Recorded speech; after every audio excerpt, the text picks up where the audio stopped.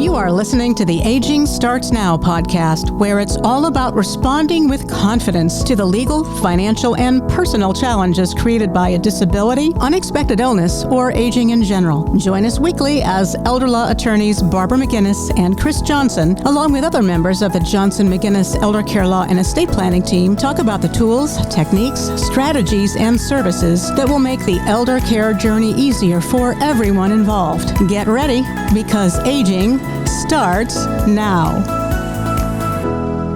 Welcome to today's episode, where we're diving into a topic that so many families quietly struggle with this time of year: navigating the holidays when a loved one is living with dementia. The holiday season is often filled with tradition, nostalgia, and togetherness. But for individuals with dementia and their caregivers, it can also bring unique challenges. The noise, the crowds, the changes in routine, and even the emotional expectations we place on ourselves during this season can feel overwhelming. Families may find themselves trying to balance the desire to include a loved one in a meaningful ways with the need to protect them from overstimulation or distress. I'm Outreach Coordinator Dana Hentschel, and on today's episode of Aging Starts Now, we'll explore what makes this holiday season particularly complex for those living with dementia, what early signs of overwhelm families should watch for, and how to adapt long-standing traditions with compassion and creativity. Joining me for this conversation today is Lynn Wood, the Caregiver Support Coordinator for Mental Health America of the MidSouth. Hey, Lynn. Hey, Dana. Thanks so much for having me on today. So, what makes the holiday season uniquely challenging for people living with dementia and their caregivers? Well, I really think you summed it up in your introduction. We tend to overstimulate our loved ones who have some sort of cognitive decline. We either ask too much of them, or there's so much activity going around the house. And that hustle and bustle that comes with the holiday season is just really hard for someone who is living with any type of dementia to really kind of process. And it's hard for them to explain to us what exactly they're feeling on the inside. Right. Well, I know for us, it's the holiday season, and you have these family members that are coming in from out of town, and traditionally your loved one has loved being with their large family, and it's the one time of year that y'all all get together, and it's just kind of like, well, why wouldn't so-and-so want to be a part of the festivities, and especially I think that person is declining, so family members want to have one last Christmas with their loved one. But how can overstimulation, noise, crowds, all these types of busy schedules affect someone with dementia during the holiday gatherings? Well, generally what we see is there's some sort of temper outburst, there's some sort of altercation, there's something that manifests in our loved ones who is living with a dementia diagnosis that is an outward expression of what they feel on the inside. So it is nice to say, why wouldn't my loved one want to be there? Well, they want to be there in the spirit of what it means. But when we are living without a cognitive decline, you and I, as for an example, we can compartmentalize everything that's going on in the house. We can tune the music out and the kids running around and the stuff on the stove and the television football games and all of the stuff that's going on with a crowd of people. Someone who is living with a dementia diagnosis, ultimately, we know the brain is deteriorating, and that person cannot compartmentalize anymore. And that's the term I like to use when someone says, I think my loved one should be able to come to Christmas if they want to. Right. But they cannot compartmentalize all of the stimuli that's going on. And then therefore, it's not a meaningful and fun time for them. It tends to be very stressful, and that person may ostracize themselves and find a quiet room somewhere and just be alone in that room, or they may start asking to want to go home. I want to go home, because they're not comfortable in that surrounding. We can modify Christmas, but we have to plan now for that holiday and really stagger people coming in and out if they do want to see that person who has a cognitive decline one more time. They need to come to them. That person with the decline doesn't need to go anywhere. Everybody needs to cycle to where that person is living. So, what are some of the first signs that you can see that maybe the big gathering isn't right for my person who is living with dementia? Because, of course, if they've had Alzheimer's or Lewy bodies or one of these dementias, vascular dementia, for years and years and years, maybe last year they handled it. But how do you know, well, this year it's not quite the same?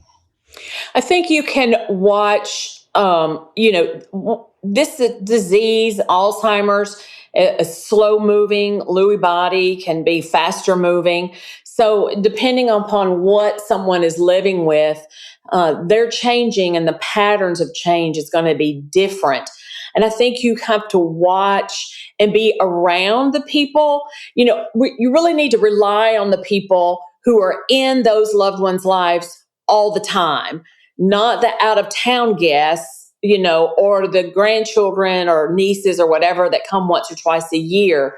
Because if you're seeing that person frequently, then you can see that now the dining room is more hectic for them to manage. Or if they have the nurse comes in and a physical therapist and a housekeeper, that's now too many people. Some of those things that we take for granted, and we don't notice, we're going to pick up on those little subtle changes that can alert whoever is that power of attorney or has been elected the caregiver or is the expert, really, who is the expert on the person who has the diagnosis. That person is going to recognize what is best for that loved one.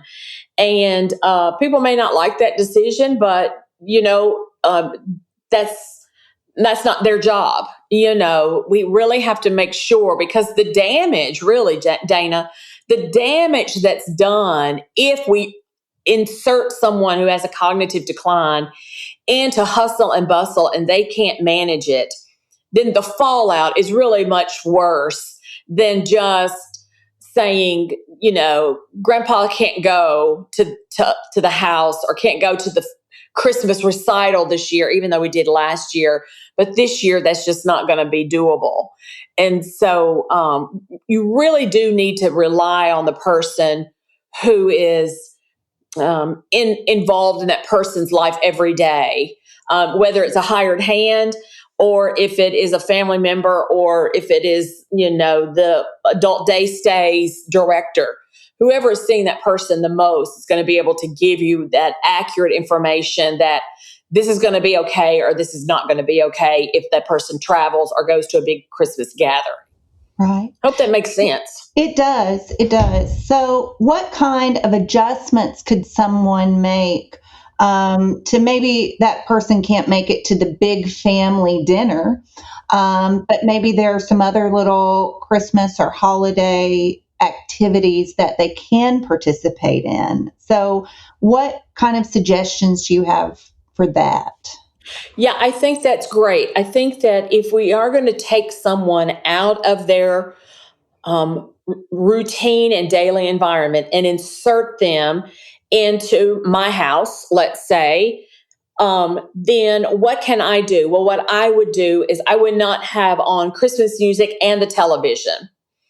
I would not have the mantle lights and the lights on the organ and all the lights twinkling on the tree. That's too much for someone to be able to focus on the task. So you really have to ask yourself, when this person comes to my house, what is the goal? And let's say the goal is to decorate my Christmas tree with me. That's a memory that I want to have of my grandmother or whoever. Then I would have all of that other stimuli off, and I wouldn't have the lights on the tree either. And I would have some ornaments set out, or I would hand them the ornament and let them place the ornament on the tree.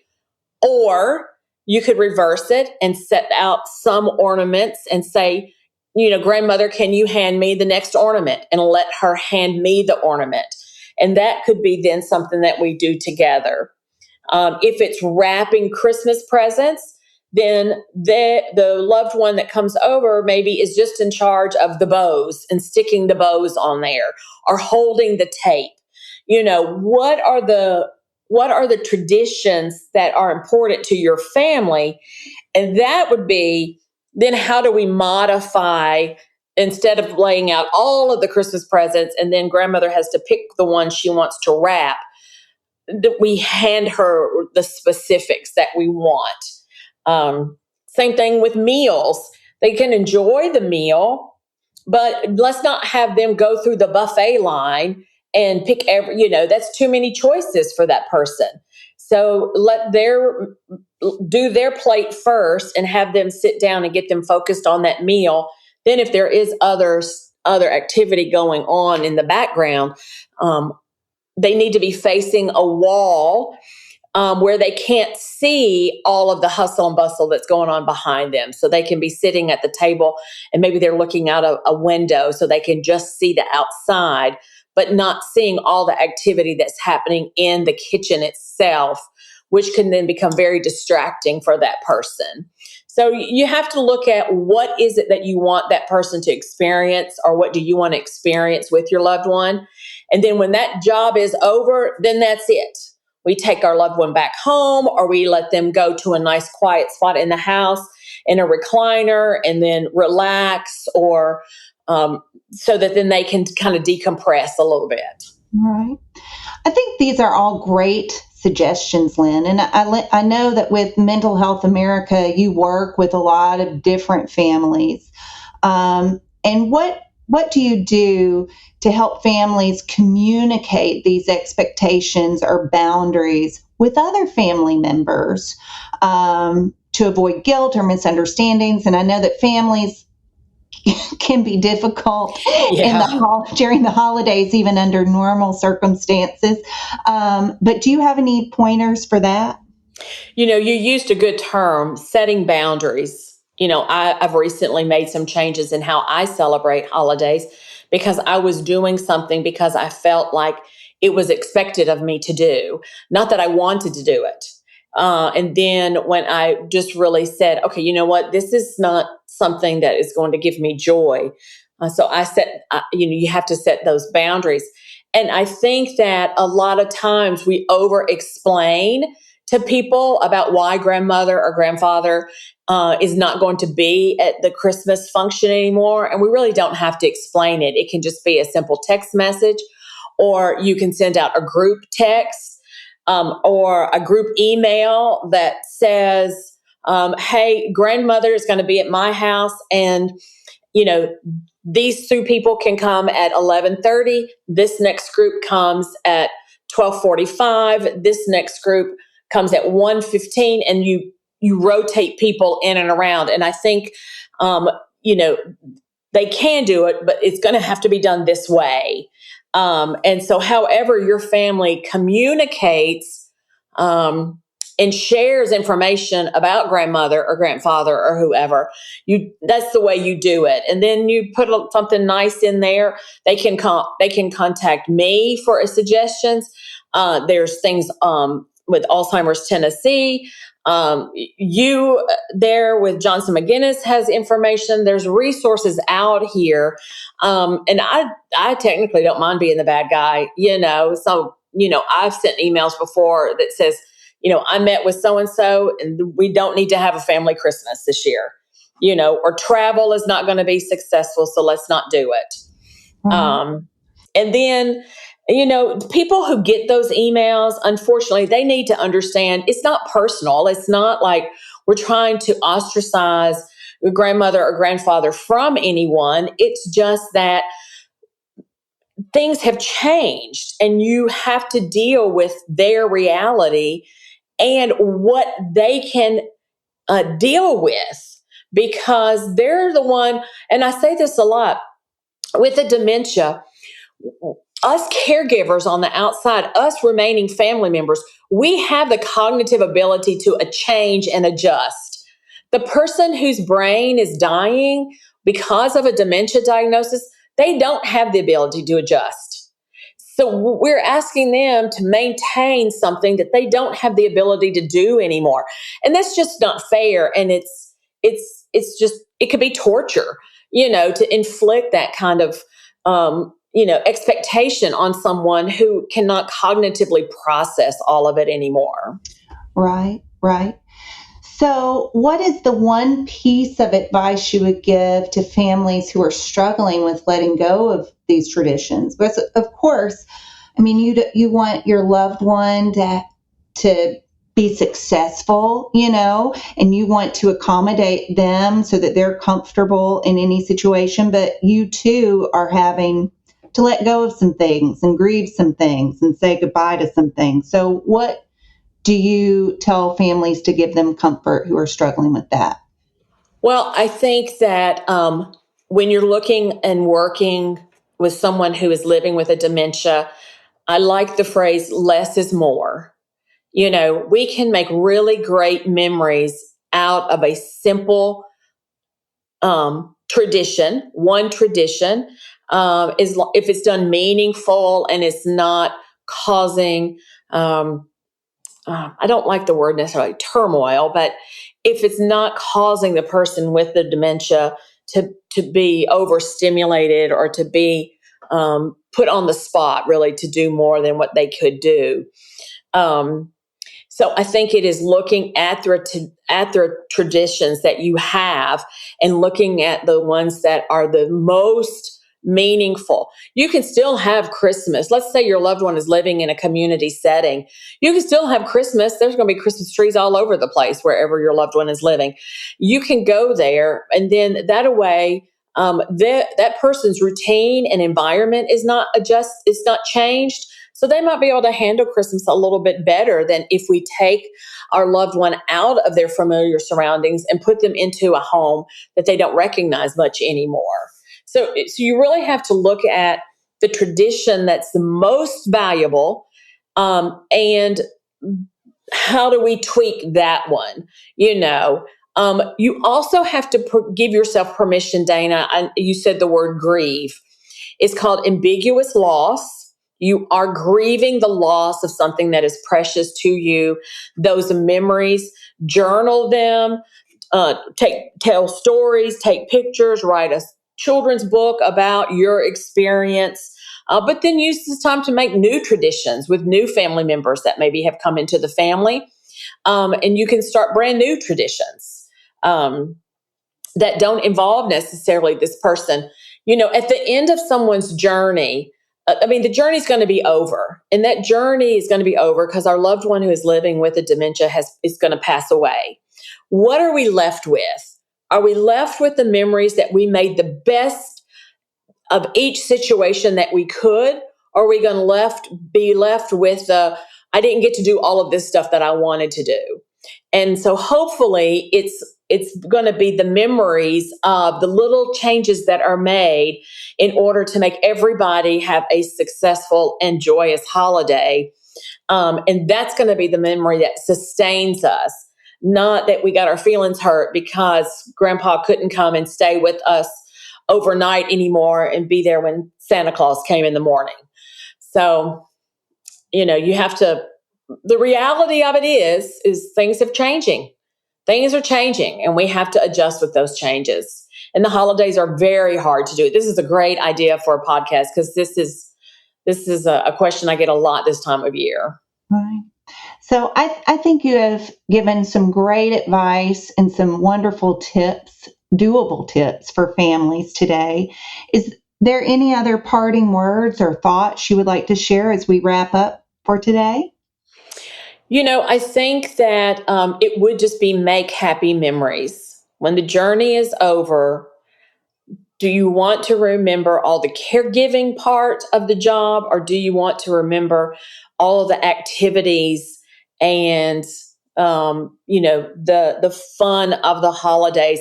And if it's going to be stressful for you to have grandmother there because you're not going to be able to enjoy your own Christmas holiday, then maybe grandmother doesn't come, because it's your Christmas holiday too. So if you're going to be worried about the person who is living with that Alzheimer's and it's going to distract from all the other fun that's going on, then, make that adjustment, be strong in your conviction, know you're doing it for the right reason. It's for the love of the person who has that diagnosis, and it's a quality of life for the loved one who's living with that dementia diagnosis, and it's a quality of life for the other family members as well. Right. And now, Lynn, you are the Caregiver Support Coordinator for Mental Health America of the MidSouth. So how can people get in touch with you? Well, you can go onto our website, mhamidsouth.org. You can email us, email me at lwood@mhamidsouth.org.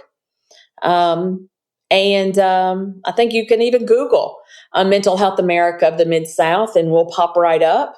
And we do have resources that I can email that you can download that have information about traveling with older adults with dementia and experiencing holidays, and how to make those joyous as well. And you're my friend, you know me, so they can always reach out to Johnson McGinnis, and we do partner, so we can always find each other. Perfect. And I will also include Lynn's information in our show notes page. Thank you so much for joining us today and for being part of this important conversation. We hope the ideas shared here help you navigate the holiday season with more confidence, compassion, and ease. And please share this episode with any friends and family you feel could benefit from today's conversation. Johnson McGinnis Elder Care Law and Estate Planning is a life care planning law firm helping families navigate the care concerns and financial questions that can come with aging. Join us next week for another episode of Aging Starts Now.